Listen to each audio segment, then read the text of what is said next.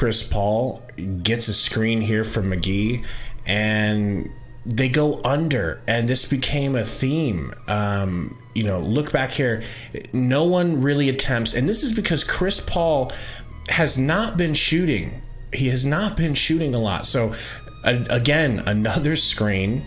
Nance does not even attempt to guard him. Devontae Graham, a much smaller player, gets obliterated by a great screen by McGee. But Nance does not even attempt to step on Chris Paul. They're looking to make Chris Paul prove that he can shoot post-injury. And Chris Paul, as you can see, was up to the task. But more so, he was just very, very willing. After these 2 threes, he's feeling it. They're letting Nance get switched off on him.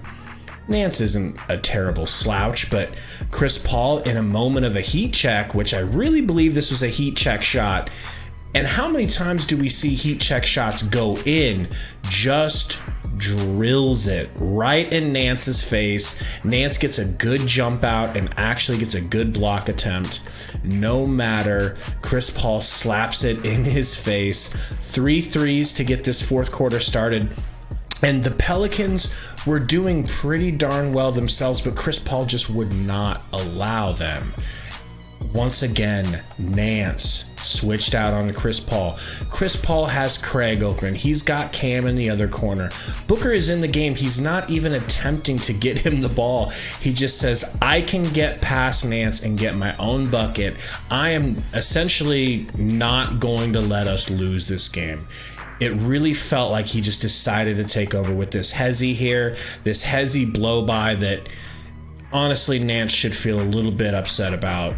Letting a 37-year-old man do that to you is not great. Alvarado guarding him now. Chris Paul just dances his way after a screen into his spot, low post. And this shot, it looks easy because of how close it is to the rim, but people, this is not an easy shot. Fading, a little bit of a hand in the face, getting to his spot, just like, it reminds me of Kobe. Knew if he could just get to his spot, it was probably going down, and that's what you see here.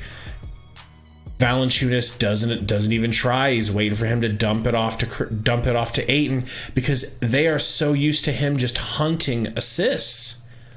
But he doesn't. He's hunting his own shot here. Next play here, he's bringing it down.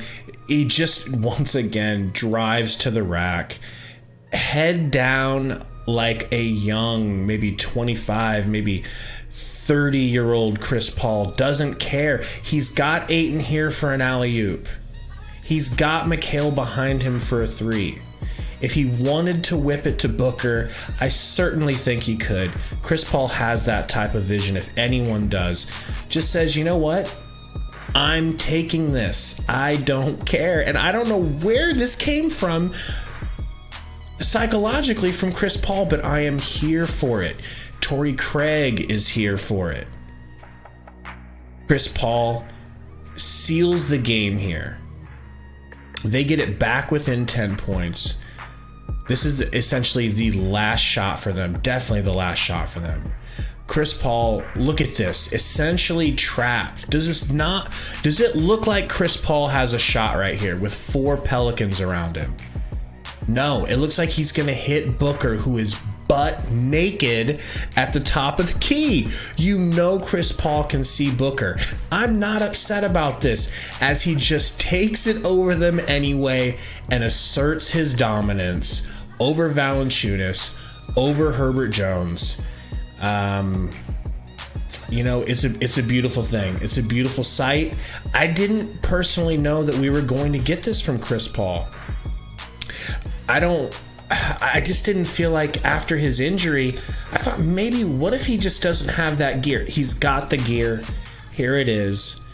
And the Suns are able to pull away and really seal this game because Chris Paul willed it to be so.